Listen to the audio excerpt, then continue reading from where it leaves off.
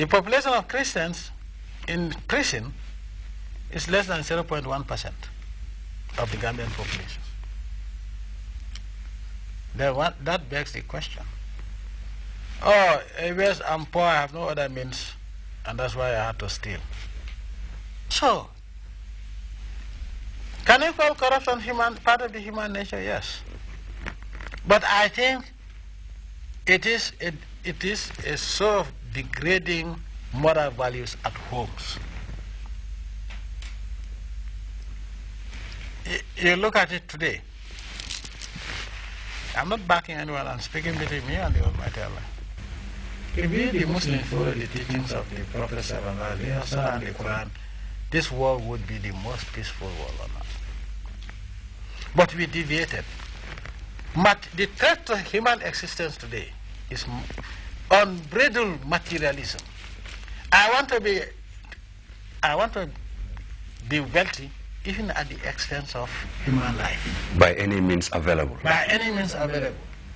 So they tell you, this is what you've gone by 10 liters of oil, you go and adulterate it with 100 liters because you want to make money. You don't care whether what you are putting there is toxic. For example, you say the country is difficult. You have Fatu and Maimuna.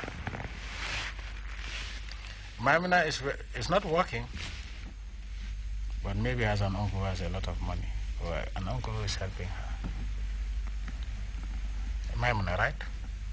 Then your Fatu was in the same school with Maimuna.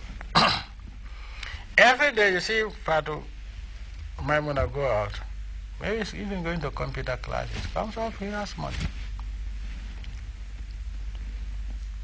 Now, your Fatu comes and says, Christmas is around, or Tobaski is around.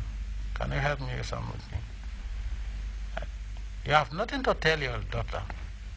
Anything except, Demal def samoro milinyo def.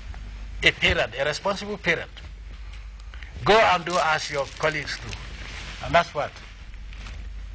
And then they tell you, in fact, you are more beautiful than Maimuna. In any religion, prostitution is haram. And you are encouraging your daughter to go and sleep with men in order to get what she wants. Yes. Oh, yow ma toroxal ak ni ngay rafete yëpp am lañ jëriñ maa ngi toog fii I cannot even buy a candle.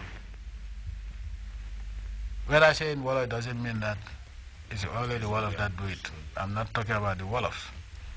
But it happens. You sit down and say, can't you see what your colleagues are doing? And then you think that's good. And then she goes from Bakari Demba and then end up in Sol Gassama and then becomes pregnant. Sol says, me, I only saw you once. And say, oh, I know that party, you also slept with party. This is where baby dumping comes into play. Now, when they get pregnant, they select the person they think is more generous and wealthier and accuse you of being responsible for the pregnancy.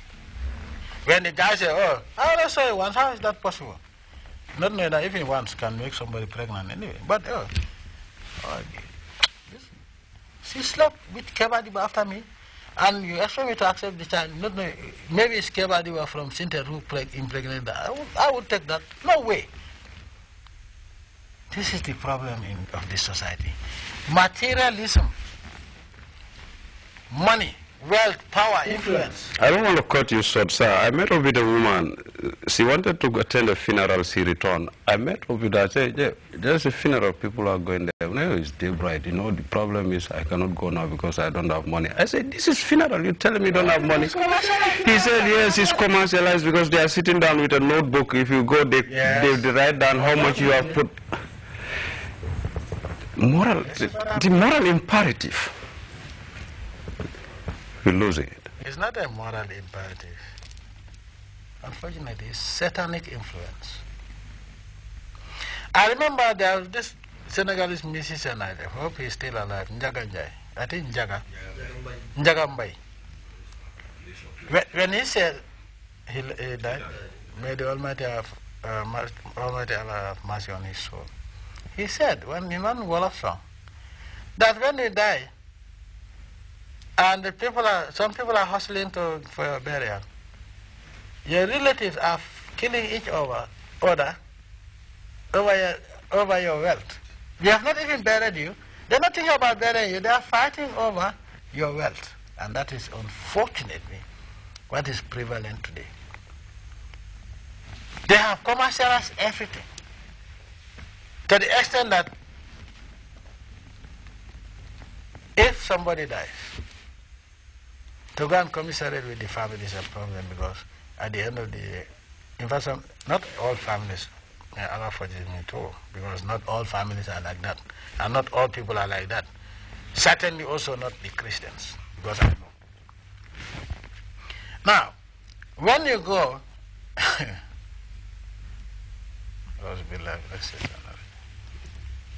you start new night yes, and they're looking at your pockets. If you don't put your hand in your pocket, they're not tell you sit down. But even if the house is jam-packed and you bring out an envelope,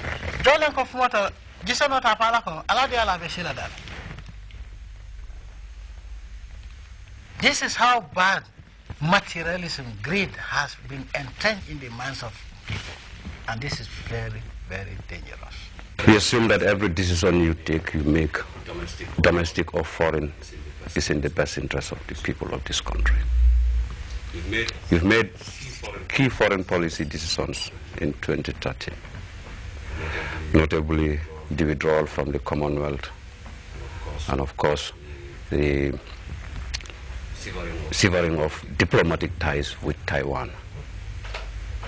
These are major foreign policy decisions of your government.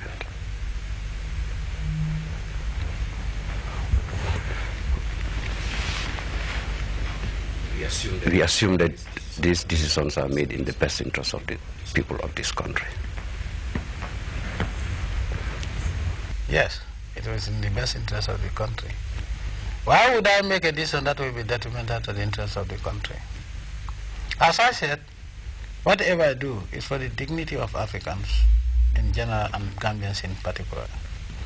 I see no reason why we should belong to something that is said to be common and we have nothing in common, where you spend more than you gain.